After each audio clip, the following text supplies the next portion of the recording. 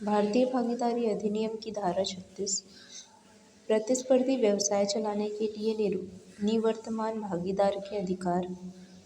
एक निवर्तमान साझेदार फर्म के साथ प्रतिक्रिया करते हुए व्यवसाय कर सकता है और वह ऐसे व्यवसाय का विज्ञापन कर सकता है, लेकिन इसके विपरीत अनुबंध के अधीन वह फर्म के नाम का उपयोग नहीं कर सकता, स्वयं को फर्म का व्यवसाय चलाने वाला प्रस्तुत नहीं कर सकता या उन व्यक्तियों से ग्राहक प्राप्त नहीं कर सकता जो उसके साझेदार न रहने से पहले फर्म के साथ व्यवहार कर रहे थे। व्यापार प्रतिबंध समझौता। एक साझेदार अपने साझेदारों के साथ यह समझौता कर सकता है कि साझेदार न रहने पर वह किसी निर्दिष्ट अवधि के भीतर या निर्दिष्ट स्थानीय सीमाओं के भीतर फर्म के समान कोई व्यवसाय नहीं करेगा और भारतीय संविधान अधिनियम 1872 की धारा 27 में निहित किसी भी बात के होते हुए भी ऐसा समझौता तभी वैध होगा जब लगाए गए प्रतिबंध उचित हो। इस अधिनियम की धारा 37 कुछ मामलों में बाद के लाभों को साझा करने का निवर्तमान साझेदार का अधिकार, जहां किसी फर्म के किसी सदस्य की मृत्यु हो गई हो या वह किसी अन्य कारण से भागीदार नहीं रह गया हो और जीवित या चालू भागीदार फर्म की संपत्ति के साथ फर्म का व्यवसाय चलाते हो, उनके और निवर्तमान भागीदार या उसकी संपत्ति के बीच खातों के किसी अंतिम निपटान के बिना, तब इसके विपरीत किसी अनुबंध के अभाव में निवर्तमान भागीदार या उसकी संपत्ति या उसके प्रतिनिधियों के विकल्प पर उसके भागीदार न रहने के बाद से अर्जित लाभों में से एक ऐसे हिस्से का हकदार होगा जो फर्म की संपत्ति में उसके हिस्से के उपयोग या 6% की दर से ब्याज के कारण हो। फर्म की संपत्ति में अपने हिस्से की राशि पर प्रतिवर्ष, बशर्ते कि जहां साझेदारों के बीच अनुबंध द्वारा जीवित या जारी साझेदारों को किसी मृतक या निवर्तमान साझेदार के हित को खरीदने का विकल्प दिया जाता है और उस विकल्प का विधिवत प्रयोग किया जाता है, तो मृतक साझेदार की संपत्ति या उसकी संपत्ति का निवर्तमान साझेदार, जैसा भी मामला हो, किसी और या अन्य लाभ के हिस्से का हकदार नहीं है। लेकिन यदि कोई साझेदार विकल्प का प्रयोग करते हुए कार्य करने का विचार करता है, तो वह सभी महत्वपूर्ण मामलों में उसकी शर्तों का पालन नहीं करता है, तो वह इस धारा के पूर्वगामी प्रावधानों के तहत हिसाब देने के लिए उत्तरदायी है। भारतीय साझेदारी अधिनियम की धारा 38 फर्म में परिवर्तन द्वारा जारी गारंटी का निरसन करना। किसी फर्म को या किसी तीसरे पक्ष को फर्म के लेन देन के संबंध में दी गई जारी गारंटी विपरीत समझौते के अभाव में फर्म के गठन में किसी भी परिवर्तन की तारीख से भविष्य के लेन देन के संबंध में रद्द कर दी जाती है। इस अधिनियम की धारा 39 फर्म का विघटन। किसी फर्म के सभी साझेदारों के बीच साझेदारी के विघटन को फर्म का विघटन कहते हैं। इस अधिनियम की धारा 40 समझौते द्वारा विघटन। किसी फर्म का विघटन सभी साझेदारों की सहमति से या साझेदारों के बीच हुए अनुबंध के अनुसार किया जा सकता है। धारा 41 अनिवार्य विघटन।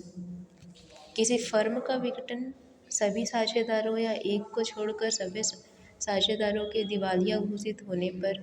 या किसी ऐसी घटना के घटित होने से जो फर्म के व्यवसाय को चलाना या साझेदारों द्वारा साझेदारी में उसे चलाना अवैध बनाती है, बशर्ते जहां फर्म द्वारा एक से अधिक अलग अलग साहसिक कार्य या उपक्रम चलाए जाते हैं, वहां एक या अधिक की अवैधता अपने आप में फर्म के वैध साहसिक कार्यों और उपक्रमों के संबंध में उसके विघटन का कारण नहीं बनेगी। इस अधिनियम की धारा 42 कुछ आकस्मिकताओं के घटित होने पर विघटन। साझेदारों के बीच अनुबंध के अधीन एक फर्म विघटित हो जाती है यदि एक निश्चित अवधि के लिए गठित की गई है, तो उस अवधि की समाप्ति पर,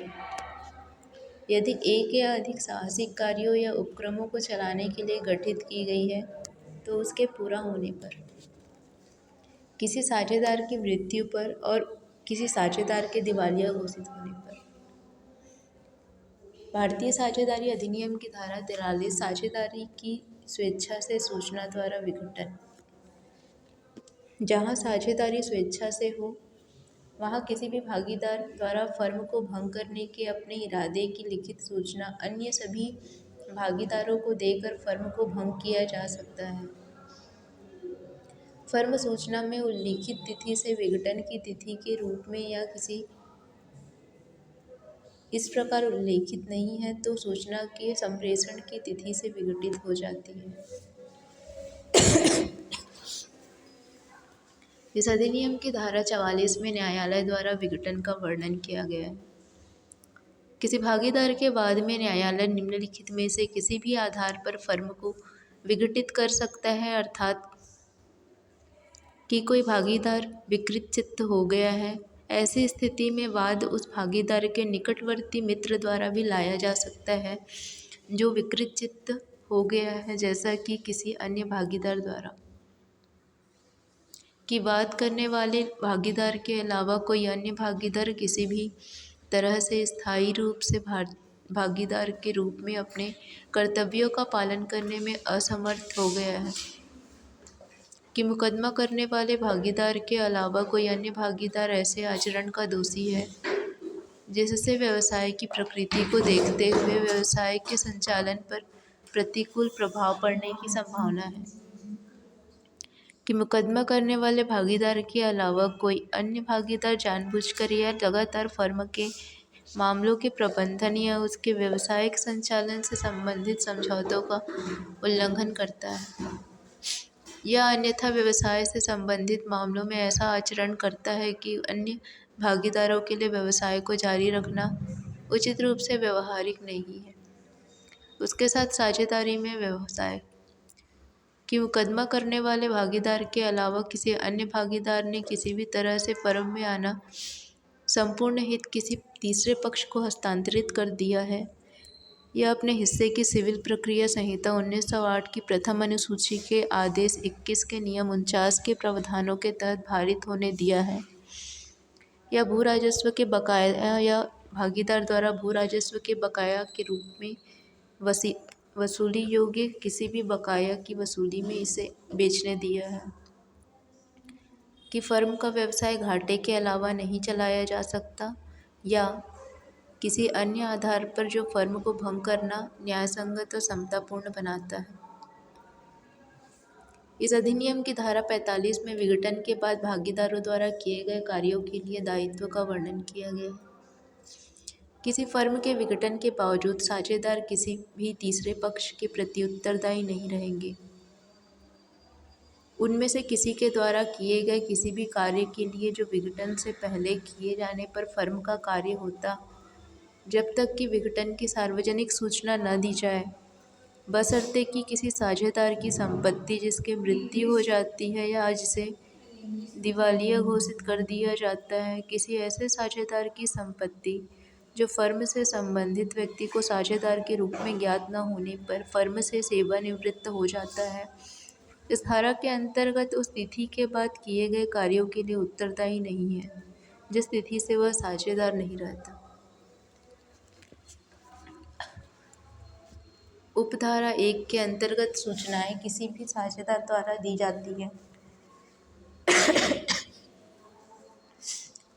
भारतीय साझेदारी अधिनियम की धारा 46 विघटन के बाद कारोबार समाप्त करने का साझेदारों का अधिकार। किसी फर्म के विघटन पर प्रत्येक भागीदार या उसका प्रतिनिधि अन्य सभी भागीदारों या उनके प्रतिनिधियों के विरुद्ध फर्म की संपत्ति का उपयोग फर्म के ऋणों और देनदारियों के भुगतान में करने और अधिशेष को भागीदारों या प्रतिनिधियों के बीच उनके अधिकारों के अनुसार वितरित करने का हकदार होता है। इस अधिनियम की धारा 47 में समापन के प्रयोजनों के लिए भागीदारों का सतत अधिकार का वर्णन है। किसी फर्म के विघटन के बाद फर्म को बाध्य करने के लिए प्रत्येक भागीदारी का अधिकार और भागीदारों के अन्य पारस्परिक अधिकार और दायित्व विघटन के बावजूद जारी रहते हैं जहाँ तक फर्क के मामलों को समाप्त करने और विघटन के समय